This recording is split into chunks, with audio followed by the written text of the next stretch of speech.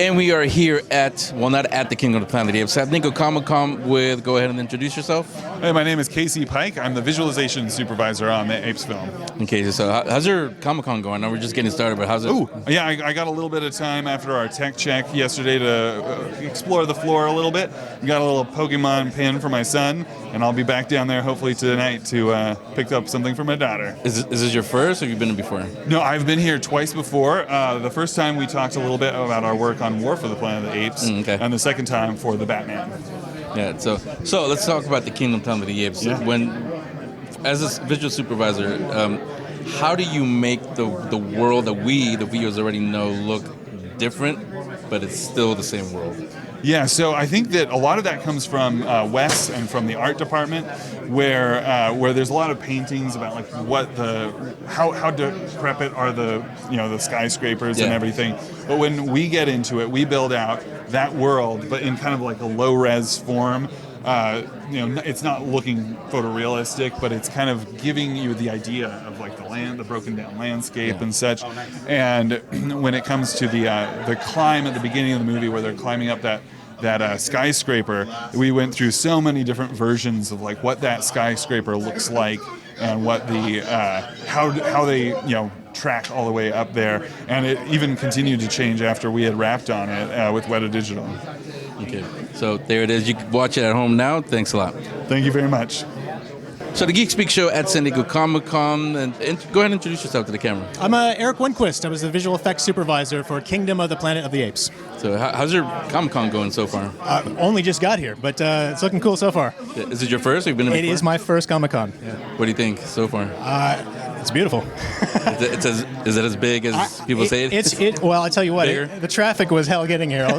Clearly, there's a lot of people in town. That's not a visual effect. So let's get into that. For the Kingdom of the Planet of the Apes, when you guys build this world, how do you make it look different, but still so that we know, the audience know that it's still a Kingdom of the Planet of the Apes movie? Well, I think the big thing with this was making sure that we were shooting real locations and then using our digital stuff to augment what was there.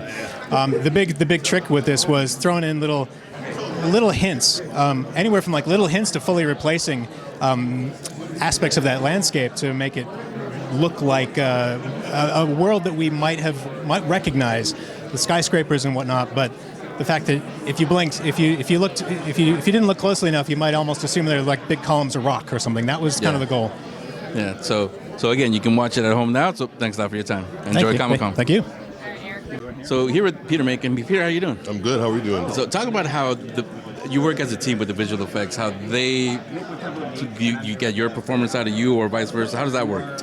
Well, honestly, it was more about Alain Gauthier, our movement director. So we had 6 weeks of Ape School, and Alain would be on set with us, making sure that we still maintained ape physicality. Right. And then once the Weta guys, the special effects teams got a hold of all the performance capture that we did, it was magic. I swear to God, when I went to the movie, because I had no idea what it would look like while we're shooting it for 6 months, because there's no way to tell. I mean, you get little sort of pieces of mock-up animation or some previs, but you don't really get the whole full picture. I didn't get until I saw it for the first time, and I was like, I can't believe that this is what happened. So, hats off to the post-production team, and also hats off to the technology of performance capture, of really being able to get these cameras right here that captures every time I flare my nose or I breathe in or I have something with my eye. The cameras are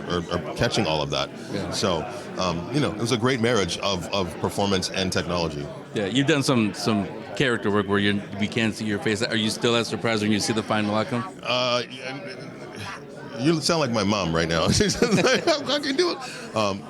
Yeah, I mean, it's fun because playing Bordes, for instance, on the Orville, I got this huge prosthetic makeup, and I look at myself in the mirror and I'm like, where are you? Are you in there anywhere? And so that's completely liberating. And then also with the performance capture, having no idea what it's going to look like. So it brought me back to my time growing up on stage. You know what I mean? Because you can't go back and check your performance when you're doing, Othello. You just have to roll with it. So and that was actually liberating too. So But my mother would very much like to see my next movie with my face. That's what she says.